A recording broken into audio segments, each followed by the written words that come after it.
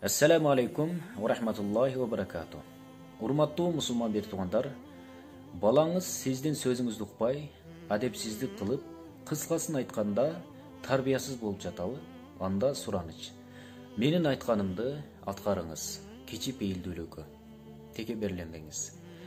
Эгер балаңыздын, кызыңыздын чын эле эл арасында адеп ахлактын ээси катары көргүңүз келсе, анда менин айтканымды аткарып коюңуз. Сураныч. Даярсызбы? Анда баарыбыз сөмөйүбүздү көтөрөбүз. Сураныч. Кичи пейилдүүлүккө сөмөйүңүздү көтөрүңүз. Көтөрдүңүзбү?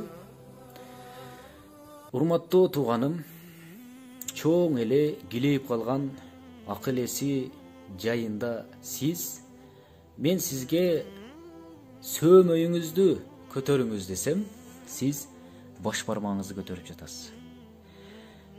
Эми элестетиңиз, килейип калып сиз менин айтканымды эмес, менин кылганымды кылып жатсаңыз, ал эми кичинекей наристелер, жаш балдар, акыл эси толук өзүнө келе элек жаш балдар кимдин айтканын кылат?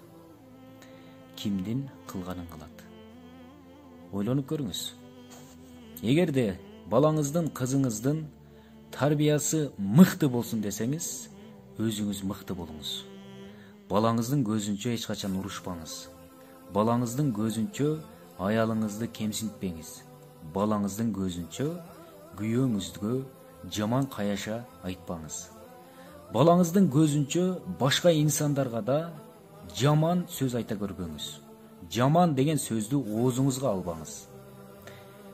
Башка инсандарга дагы жакшылык тилеңиз балаңыздын көзүңүзчө.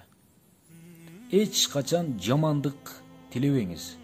Балаңыздын көзүнчө эч качан бирөөнү гыйбат кылбаңыз. Балаңыздын көзүнчө эч качан урушпаңыздар.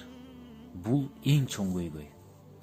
Эгерде сиз балаңыздын көзүнчө урушсаңыз, эртең 100% сиздин балаңыз, кызыңыз мына ушул экөөңүздөр көргөн көргүлүктү алар дагы көрөт.